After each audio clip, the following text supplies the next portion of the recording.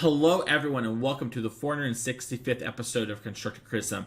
I am your host, Mason, and it's just me this week, at least for now. So we're having a little bit of a different episode this week. So here's the tea. About 2 months ago, Abe set up this vacation. He's on it right now. Hope you're having a blast, Abe. Love ya. Spencer, unfortunately, had some family emergency stuff come up and is unable to do the show this week. It's awful. We're wishing you all the best. Love you. Hope things are going well for you there, Spencer. That meant it's just me, and as much as I know every listener just wants the 1 hour Mason show, probably not the best idea. So instead, I called up my friend Gerry Thompson to come on the show and do a little interview, and luckily he was able to oblige, and we made it happen sort of last minute, and that is what we're going to have for you today. So I'm going to talk to Gerry about improving at Magic and everything in between. It's going to be a really good interview. I've, spoiler alert, already done it, and I'm recording this after the interview with Gerry, and I think you're going to get a lot out of it. When it comes to always improving this week on the show, I'm going to just skip that segment because I'm not with everyone else and it feels a little weird. And when it comes to patrons, thank you everyone who subscribed on Patreon. The show will always be free, but you go to patreon.com/ccmtg if you want to support the show. The show will always be free, but giving that a little extra lets us do cool things that we want to do. Now, let's get into the interview. And it's time for the main show. We have Gerry Thompson here. Gerry, thank you for joining me today. Yo, I'm the main show. That's right. Well, everyone's out. When we had to get a special star, I knew if we had to get someone, I had to go for, you. You're my pack one, pick one, and it worked out, too. You never expect it to work out like that. Yeah, I mean, it's nice when it all comes together, and, plus I owe you one, right? You subbed in for me once. So. Oh, that's true. Yeah, it was a long time ago. I guess it's only a year and a half, actually, now that I'm thinking about it, but it feels like forever. Yes, it does in podcast terms. It's so many shows ago, right? Yeah, I mean, most shows don't make it as long as we were talking about time wise, right? It's so hard too. The time commitment, let alone, it's just so much. Yeah, you just have to have a lot of disposable time, and in a lot of instances, a lot of podcasts just not care that you're not making any money. Exactly. Lord, I unfortunately know that. Make sure to go to Patreon. We'll talk about it later. No, but yeah, it's crazy too. Spencer, who sort of started the show here, apparently you guessed it a long, long time ago. Because we're in episode 460-ish right now. And you guessed it a long time ago when they first started the show before me. And they apparently got lost to time or whatever. The audio got messed up or whatever. So we're undoing this long lost mistake.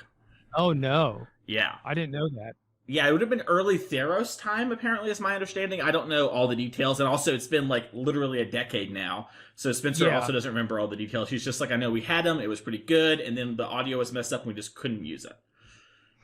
So. Well, that's a shame. I'm happy I could be here and rectify for y'all. Thank you. So, really quick here. If someone doesn't really know you, Gerry, what's sort of the lowdown on you? How might someone know you? I am a Magic the Gathering player, but I've also done a lot of other things. I worked at Wizards of the Coast for a brief stint and played on the Pro Tour for literal decades at this point. Content creator, I wrote for Star City Games for a very long time, a little bit at Channel Fireball and some other smaller websites and stuff. And I have a podcast that is still ongoing. What else? What did I miss? I feel like I've. Well, you're a Pro Tour champion. I don't think you mentioned that there. Sure. Yeah. I mean, I would hope that if I've been playing on the Pro Tour for 2 decades, I would have some success. Well, it's really. I mean, but you can have success that isn't being a champion. Like you, for example, you have a finals loss, right? That would count as success in my mind as well. Obviously, being the W is the best, but they only give out one of those per tournament. It's pretty tough to get the dub. It is, and. There honestly haven't been that many Pro Tours either. There's maybe 120, 130 at this point. Yeah, and even in the finals of 2 of them, that's 2% of the Pro Tours. Yeah, it's very lucky. Yeah, this feels so. Well, speaking of that, Gerry, so we have you on here to sort of talk about, competitive Magic and improving, because that is sort of the point of the show and always improving. And I wanted to sort of ask you this question that everyone kind of gets asked near the end of an interview, and this is, what was the thing that you wish you were told when you first started grinding Magic? So many things, honestly. I grew up in the early days of the internet, so there wasn't a lot. There were still a decent amount of Magic websites, 5 of them back then that were updating daily and stuff, but it wasn't the actual hard hitting knowledge that you kind of have access to now, especially after like decades of people creating content. It was mostly just like people writing in their random tournament reports, and it's like you read it and maybe you learn something, maybe you don't, you know. So like there was a decent amount of information, but not a ton. And I had some friends who also played Magic, and one person who had more tournament experience than me and stuff, but no one to really like guide me or like tell me the things that were important. So I just kind of had to like make it up as I went along, or like try and infer that from like the things that I read. And honestly, I think that didn't do me many favors. Basically, like the internet around that time were just like the zeitgeist for professional Magic was like, oh, you have to break it for every single tournament. You know, it's like that's the only way that you can really get an edge. And I tried to do that well past the point where that was even possible anymore. And I think that's one of the things where just show up, play a good deck, and you'll probably do pretty well. You know, like you don't have to just shoot the moon every single tournament. And I just wasted so many shots, so many opportunities doing stuff like that. Yeah, I know. When I think of you, Jerry, I think of you as a really unique deck builder, and I think you always are taking that approach you just mentioned, right? Of like, there are these problems I see with these decks, these things I don't like. I want to try and fix those problems. So this is a two-part question. One, do you think you're still doing what you're talking about now, which is like trying to shoot for the moon and like solve problems or correct things? And part two is, how do you go about doing that thing? Because, you know, you mentioned on your show, Arena Decklist, a lot, like you'll see a deck, and sometimes this thing you'll say real quick is like, I don't like this, you know, there are some problems I have with it. But you don't always list what those are, and you don't always talk about talking the solution. So I'm curious, I'm sure others are, what do you mean by that as well? So here's a question. Yeah, give me an example. Give me an example, I guess. Okay, yeah. So you'll say things like, so I'll give you a perfect example. Last summer during the Yorion era, you would say, oh, all these Yorion decks have all these problems, right? And for you were playing like the Risen Reef Yorion build, for example, with like some traverses and like a single oath. And then you would say, these other decks have these issues, but I solved them. And I understand that like it's really hard to like spend, you know, a part of the podcast talking just about the things you solve, and so it's like not really reasonable. You want to hit as many people as you can, but I think you say that type of thing quite often, and it seems to me like you see something in decks or in deck building that you don't really like, and then you go in there and you're willing to do things like, for example, put one Oath of Nissa in your deck, right? Which is something that a lot of players just would never do, and things like that. And how do you sort of identify stuff like that and go about willing to do that stuff? And I guess not be like afraid to look silly or whatever for doing something like, you know, a one Oath of Nissa. Yeah, I've given that up a long time ago. Okay. Yeah, like especially after doing the thing where you try and break it and it's not possible, and you're just gonna look silly a whole lot. So you better get used to that, or just stop trying to do that. Just play good decks. That would also be a good solution to that. But yeah, like in the case of Urian, for example, like the versions that were popular at the time, and I mean certainly you can attest to this too because you were kind of on the other side of things. It's just like playing these lists with like a bunch of expressive iterations and counter spells, and basically building the deck in such a way where you didn't necessarily get to use your mana every turn. And in a deck that sort of is slow and clunky and a little bit ponderous, you're starting from behind in a lot of instances. That can just be like a death knell in a fast format like Modern. So how I would want to approach something like that is take this mid-range shell that is already successful and see if you can build it in such a way where it's like a little bit more proactive, has a little bit more velocity. You're just ensuring that you are able to spend your mana every turn, and in doing so, ensure that you have things to do on subsequent turns. And I think things like Oath of Nissa and Risen Reef accomplished that and ended up being like a good solution at that time. That sort of solution doesn't really work nowadays. I tried to revisit it a while ago before the Lord of the Rings set and did not have the same amount of success, because one thing that was not apparent to me when I revisited it was like how much having Traverse the Uvenwald and like the random Oath of Nissas in the deck, and even things like Icefang Coatl really ensured that you could actually get to a point where you have like 2 Risen Reefs on the battlefield at the same time. Whereas playing 60 cards after Yorion is banned and 4 Risen Reefs and no ways to find them additionally. Like I had some Oath of Nisses or whatever, but like it wasn't enough. It wasn't consistent enough. So it was like, man, I'm doing the same thing and it's not working. Why is that? And it took a little bit for me to figure that out, you know? So, weird sort of, kind of like perfect storm happening with the old one versus, trying the same thing, like basically the same thing, but in like slightly different circumstances, and it just completely falling flat. Mm-hmm. Yeah, so this actually brings up something that I wanted to talk about later in the show when it comes about like testing and sort of figuring something out for a deck, because there's something back, when the show was called Game, we had, which, for youngins, basically the same podcast as Random Deck List. But y'all talked about the truth of the matchup, right? Something you and Majors had brought up that really resonated home for me, but I had to kind of figure out what that meant and solve for like, oh, okay, these are the things that really matter in a matchup. So how do you go about finding out the truth of the matchup and the sort of what matters in your deck and how your deck is constructed?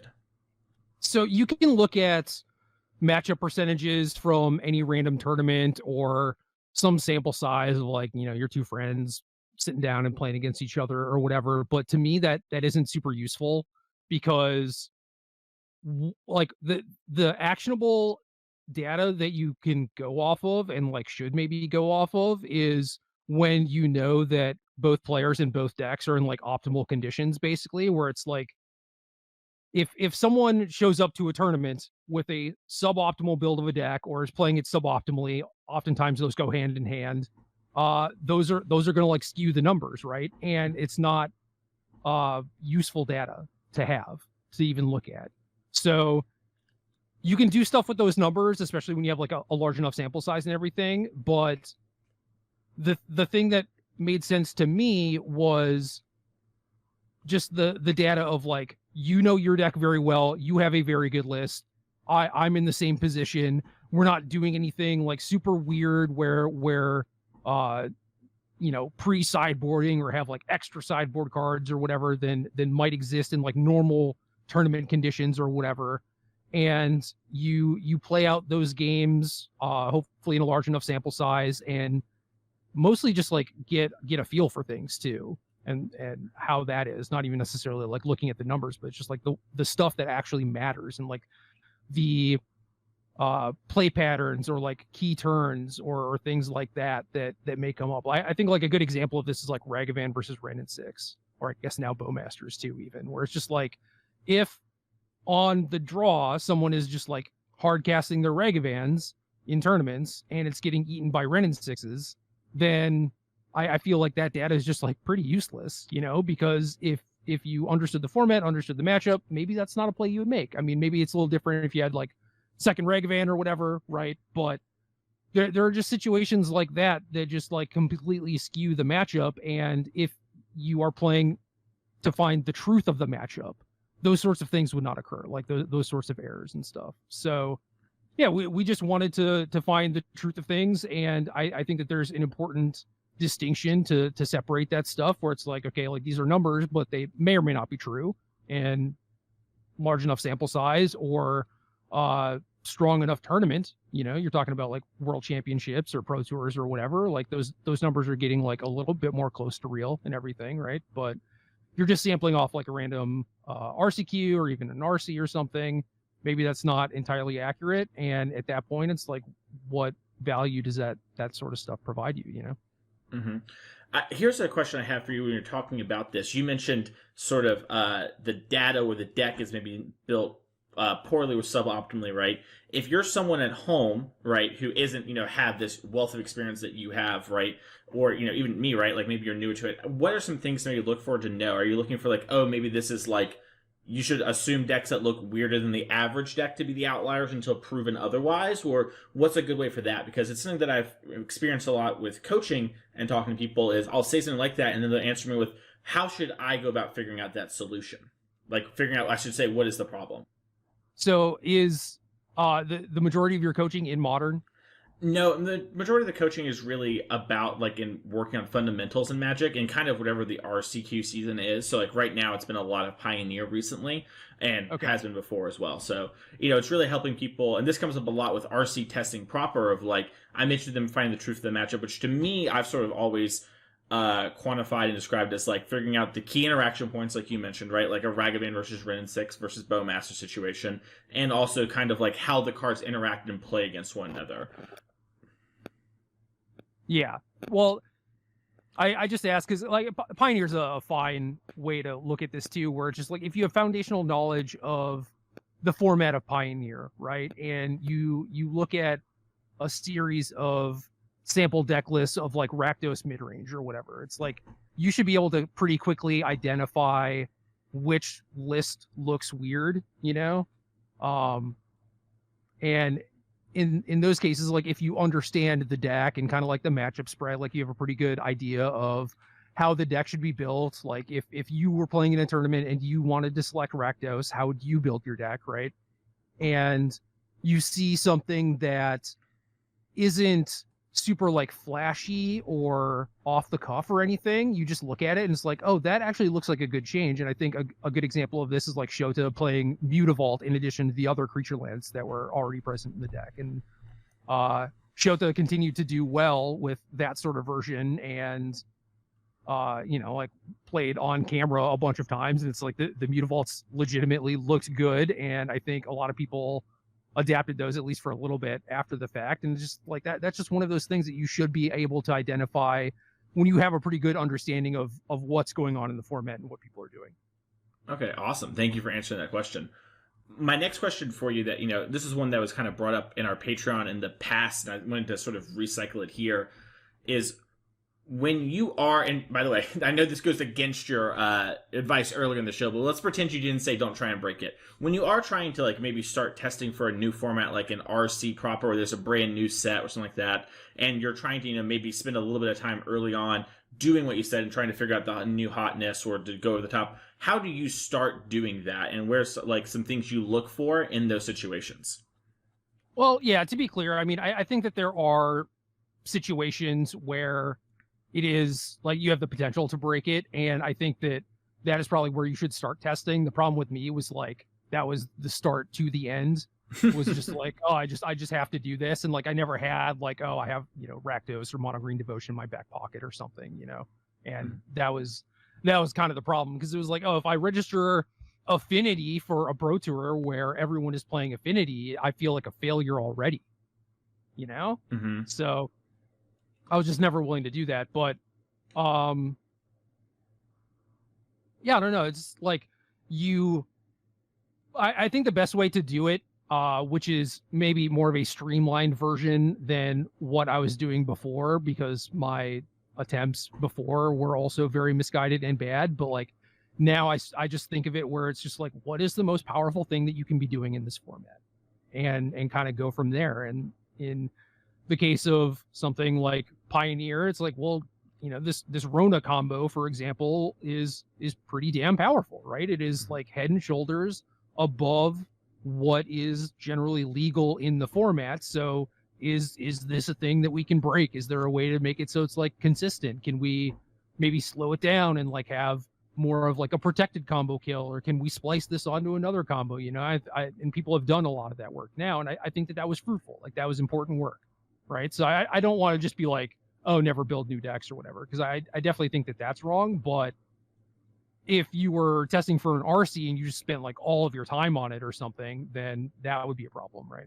But yeah, just think about it in terms of like, what is the most powerful thing that you can be doing in the format, and legitimately work to see if that is a viable thing that you can be doing. And I think people sort of look at it like a binary, where it's like, I tried to do it in the most powerful, kind of like all-in way, and it didn't work.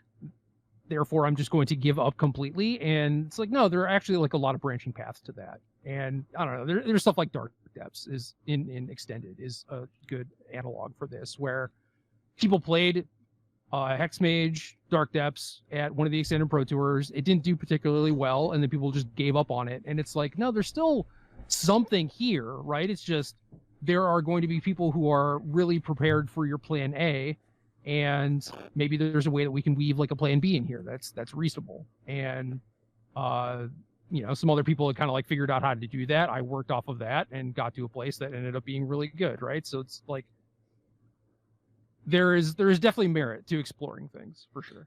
Yeah, I really like that point there at the end you mentioned, where you're like, just because you went the all-in turbo version doesn't mean like something like hybridizing it, right? Can't do it. I think kind of Rona is a great example of this, where when it first dropped, everyone was kind of freaking out, right? They're like, oh, wow, you can kill as early as turn 2. And then there was some Magic Online, sort of limitations with players. And then, the players in general were kind of like, it's probably not good enough. And then we saw at the RC some really creative spins on the deck, right? It was things like Just Got Ascendancy. We saw Matt Nass sort of also stream and popularize a little bit, where players sort of put the Rona combo in just like a go wide token shell and sort of have like, hey, I have this main reasonable game plan, right? But I also have this backup plan to just combo kill you. Yeah, and I saw a list in Modern that I think was Aspiring Spikes that I actually liked a lot too, where it was like Cookbook, Asmo, Goryo's Profane Tutor, or maybe it wasn't Profane Tutor. I think it was Witchclaw Talisman, and it had Ronas, and then because it had a thing that allowed you to tutor in Witchclaw Talisman, then you can just play like the one Helix. So like the Goryos can bring back the Rona with haste, and then you can tutor up the one Helix, and it's like a very compact way to slide that combo kill into something that existed in a completely different format, Yeah, that's super cool. You can also Retraction Helix the Witchclaw and find the other combo piece. You have like all the mana or whatever. That's kind of cool. Okay, yeah, sure. Yeah, it's a weird deck, but it sounds really cool. I'd not seen that one before. I'm going to check that out. Well, with all of that sort of said, I guess my sort of last serious Magic question here, and then I have a couple light ones here that I wanted to ask you, is when it comes to Magic Online, right? I feel like there's been this sentiment with players for the last couple of years since, since we kind of got out of the lockdown age of COVID, as I like to call it, and we're sort of back into, like we're starting to have play again or whatever, where players feel like everything is really stale and everyone's just copying everything, right? And people are just copying Magic Online deck lists and no one's really trying. And I was curious what your sort of thought and perspective on that was, and how if someone feels like, yeah, I've tried to brew or to improve, but I can't really, I don't know how to start with, and I just default to doing this, what your advice might be, assuming you even disagree/agree with it.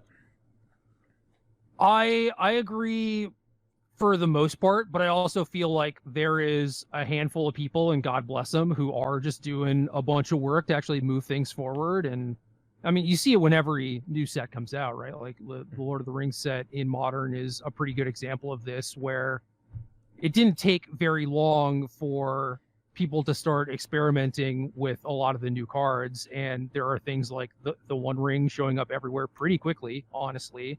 And then Living End picking up the Land Cyclers, Delighted Halfling showing up in a bunch of places. Like there's 7 different versions of Yawgmoth now with a bunch of the cards from the set. Bowmasters 2 is like another good example. Is like people did the work for this set, absolutely. And occasionally you see a new deck pop up for things like Modern and stuff. But yeah, definitely for things like the standard challenges, especially when Wizards wasn't focusing on standard at all, people were just like, I'm just going to copy paste what won the last challenge because they spend the week like playing Modern or Pioneer or whatever, maybe because it's the RCQ format or because it's more fun. And then it's like, well, there's a standard challenge happening, I might as well play in it because it's maybe not a lot of people, it's pretty good EV or whatever. And then at what point do you have to actually do the work on that? Because it's just maybe going to win you like an extra 20 tickets or something on the weekend if you put in a bunch of hours. So I get that. I understand why no one really gave a crap about standard. But I don't know. For Modern, I do think that in a lot of instances, it's like you see the challenges, you see the results from that, and then the next week or so in the leagues is just people 5-0ing with those decks from the challenges, just like straight ripped copy and paste. And that I get that in a lot of instances, people are just like, oh, I want to try out this thing that won or did well and get a feel for it. And I understand that. But at the same time, I don't see like a whole lot of iteration until maybe like the next challenge rolls around and someone is trying something new. So I don't know. If there wasn't that handful of people that were moving things forward, I think that things would be in a much worse place. But I do think that there are people out there that are willing to do the work, and maybe it's not as many people as it was, say, 5 years ago or whatever, but things are still happening. They're still moving along. Yeah, Zerk is doing everything he can to change Yawgmoth by 5 cards every weekend, and And I successfully love doing it. that. Yeah, Yeah. yeah. Zerk has really done a lot to move Yawgmoth forward in a lot of different ways, and I think players are just starting to realize that. As we're getting like a real eye on modern. I personally think that like I agree for the most part. It is like a couple people, like Zerk that we mentioned or X-File, who like try things and push things in weird directions. We get lists like, that Sultai Shadow deck from a couple weeks ago from X-File with like the invasion of Ikoria and just cool things like that. I think that's really cool. And I think whenever Papa Jace comes around and says, hey, this is how you get to the Pro Tour, then formats get like kind of pushed and sort of innovate again, right? And we've seen this happen 3 times now, where sort of Pioneer is a solved format. There's nothing you can do, right? Then Atlantic comes around, all these new decks come out, and Pioneer completely sort of changes. And then, Standard, it's all, Rakdos or whatever, right? And then like the Esper deck and all these other things, and Reanimator pop up. And I think, whenever the incentives are there, players will respond accordingly, but when they aren't there, it's kind of like what you said, right? It's like, it's more fun if I just go play my trusty old Merfolk deck or whatever for a couple hours, and then, go watch some Netflix instead. So Yeah. And I love X-Files so much because not only does Felix win with like all the brews that I just feel like those are the decks that I like 2-3 a league with or whatever. Mm-hmm. But even when he plays things that are pretty normal, like he's been playing 4-color Omnath a little bit, it's like there's still a bunch of innovation there. Like, I think there's 2 weekends in a row he top 8 a challenge. One of them had just a pile of Elishnor in his main deck. 3 Elishnors in the main deck. He came to tussle. Yeah, and then this last one he had 2 splinters in the sideboard. And there was another card too where I was like, oh yeah, I forgot that card even existed. What's Splinter? 2 GG sorcery. This is a card originally from Urza's Destiny. It's exile target artifact, and then Cranial extracts all the copies. Wow, that's a heater. I had missed that one. Oh my goodness. Wow, that's a good one okay. I'm going to keep that one in my back pocket. Yeah, exactly. And like, this is what I'm talking about as far as like format knowledge kind of stuff, right? It's like, oh yeah, you might not know that card was legal. You might not know that card existed, right? But Felix did. Yeah, that's so wild, especially because, I have like a box of cards for Amulet Time, because that's sort of my first love and how I really got into competitive Magic, and my first big finish. And I sort of have all these things that you could maybe theoretically ever do, and I have some of the worst cards you've ever seen, Gerry. But Splinter was not on the list of things. I just missed that one. So that, so two Splinters in the sideboard. The other card was a Cursed Totem. Cursed Totem, okay, I know that one. All right. Awesome. Well, thank you for taking some time there. I do have some personal things, and feel free to say, skip or whatever, but I have a couple of these I wanted to kind of rapid fire to you. The first one is... I'm down for whatever. I love it. All right. So the first one is, where do you see yourself with Magic in 1 year, 5 year, and 10 years? That question's tough now, because I mean, can you predict where Magic is going to be in 5 years or whatever? It's like, I thought 5 years ago I knew the answer to this, but that clearly did not go as planned. So I'm just kind of rolling with it now, honestly. Like, a year from now, the podcast is still going to be happening. It is very clear to me that I'm just going to be the last man standing with my podcast. Like, I am maybe going to have recurring co-hosts who may last for a couple years or whatever, but probably no one is going to outlast me. So I'm still going to be doing that, because no matter what, I still love Magic and still want to be involved in it and everything. So it would take something absolutely monumental to get me to stop doing that.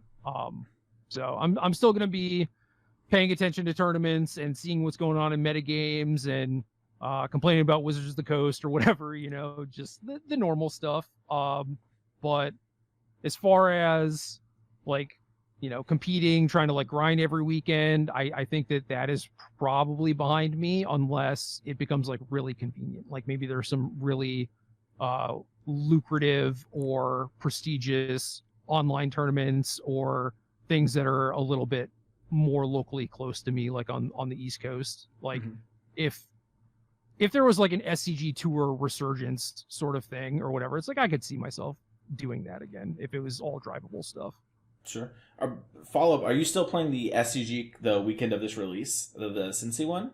Or Indy, I think? I'm not sure which. I am. As of this recording, it is this weekend. So I'm playing with Dave Shields and his brother. Nice. Awesome. Okay, that should be really fun. And you're the legacy seat, is that right? I think so. We're still trying to figure that out because Dave's brother has been playing a lot of Pioneers, so he's like pretty comfortable there. So then it's kind of up to me and Dave to figure it out. And Dave was high on creativity, and then Lord of the Rings came out, that changed stuff, and now he's just like, I don't even know if I want to keep playing this deck. He's like kind of burnt out after playing it nonstop for 6 months, you know? Mm-hmm. So I'm sort of working on things in both formats, trying to find something I like. He certainly has, more demands on his time than I do, So I'm just like sending him stuff as I think of it and as I come up with it and kind of like what my results are and my thoughts.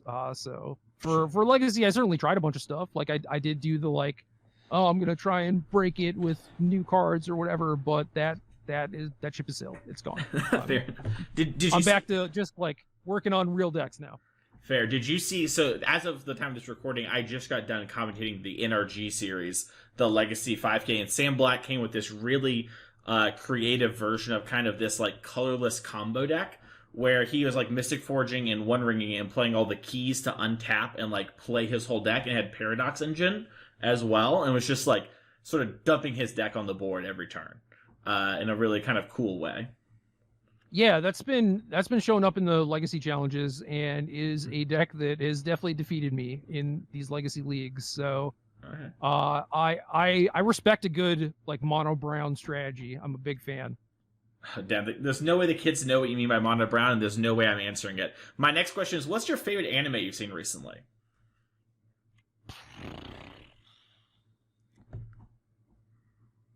I want to give an answer that's not like obvious stuff. Like I could say Spy Family because Spy Family great. Yeah, Spy Family goated. It's a great show. If you don't even like anime, you should try Spy Family if you want to do your first one. It's a great first one. Yeah, it is. It is a great first one. Have you seen Blue Lock? I watched a couple episodes. Mm-hmm. So most of my anime watching is done with a couple of friends of mine. And so if something gets vetoed by like one or more people, we probably are not going to continue to watch it, or like me and my friend will watch it after like the other people go to sleep or something. Mm-hmm. Oh, what was the one? There was one that we did watch like that. Lycoris Recoil. Oh, Lycoris Recoil. Yeah, that show's pretty good. I like that one.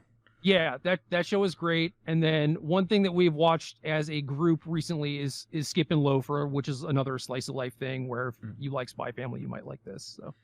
Okay, awesome.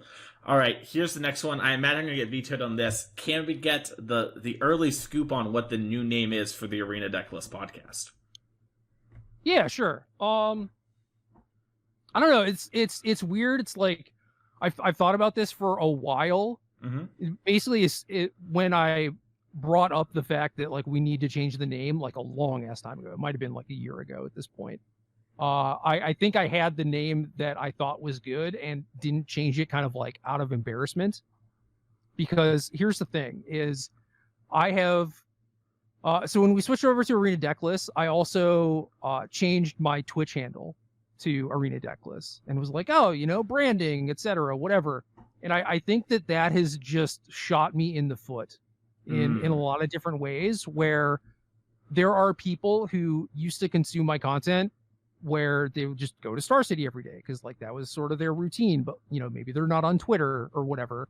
And they would just be like, oh yeah, I listen to like all these Magic podcasts. And I'm like, I have a Magic podcast. I'm like 300 episodes deep or whatever. They're like, oh, I had no idea. Mm-hmm. And it's just like, what the hell? Like, how is that possible? And yeah, it's just, you see the name Arena Decklist, you don't necessarily know it's me involved. And the embarrassing part is saying this out loud. It's just like my name carries a lot of weight, and it's just like, I should probably just be leaning into that more, honestly. Oh, is the show going to be called GD, Gerry and David? Are we going back to the game? Oh, okay. All right. No. I thought we were going back to our game roots. I have my game podcast sleeve still, still in a little bag ready for the one event I'll take them out for. But hell yeah. All right. What? So is it's going to be Gerry something? That's our hint, no, I guess. I think it is. I think it is just supposed to be the Gerry T podcast with Dave Shields, and that sort of protects me from having to rebrand again in the future if, Dave decides that he wants to leave at some point, right? Because then I can just be with someone else. And like, I feel like just a jackass for like naming the thing after me. Does that make sense? I understand where you're coming from, and I do sympathize. Knowing you personally, I wouldn't feel that way, but I also understand where you're coming from, where other people don't know you personally, right? And they're like, this guy's naming his podcast after him? What the heck, Yeah, and I'm just like, well, you see, I'm doing it because my name recognition is so important. Yeah, exactly. Like, yeah, I feel like a jackass for saying it, but it's legitimately true. And when I did start streaming again, like, granted, I didn't do it a ton or whatever, but it was like, if people are like scrolling through the Magic portion on Twitch, people would pop in when they saw my name when I would stream before, and then people would pop in and they'd be like, wait, is this Gerry? Like, I didn't even know that. I just clicked on a random channel or whatever. And it's like, yeah, I'm just shooting myself in the foot repeatedly with this. Fair, valid. Are we going to see the return of the Gerry stream, or is that behind us? Look, I have my setup. I am comfortable. I put my lights up and everything. I would love to. There's been a like nationwide Adderall shortage. I got switched over to something else that is currently waiting for me to pick it up. I definitely need to be medicated if I want to stream, which is so it is weird finding out that you have this like very debilitating mental illness when you're like 34 years old or whatever. In my case, ADHD, and maybe some other stuff too, who knows. And finally getting medicated for it, and then just realizing that like you've been doing life on hard mode like the entire time up until then, right? And so to this day, I don't think I've ever streamed when I've been medicated, and like streaming has always been difficult for me. And it's like, well, yeah, that's a problem. Also, I've never played in a pro tour when I was taking Adderall. Like I got medicated after I basically stopped playing in pro tours or whatever. So I'm kind of curious to see like what that's like. I've played in some smaller tournaments or whatever, and it's just like, wow, I feel like awake and like crisp, and I can pay attention to the stuff that's in front of me, and it's a weird feeling. Yeah, it's like round 4, I don't need a nap anymore. Like, what the hell? Yeah, I actually have ADHD as well, and I stopped taking my medicine back in high school because it's hard for people to believe. They just don't actually believe me, Gerry. But when I was taking my Concerta, and like I have pretty bad anxiety, in fact, social anxiety, and it would heighten. I thought everyone was thinking about me and looking at me and talking about me all the time, and it like made me not want to talk to people. I'm just hyper focused on things instead. And maybe that was like the prescription wasn't right. It was back and forth. But I just sort of stopped taking it. And so sometimes I play Magic tournaments, and it's just like what you're describing happens to me, where like I lose focus for a second, miss a trigger, and fall really far behind, and have to like scrape and claw to get back, and maybe lose. And I'm like, dang, what if I just had my prescription so my brain worked like a normal person? What would happen then, Yeah, who knows? Yeah. The world is your oyster at that point. Concerta is actually the thing that I got put on now. So okay.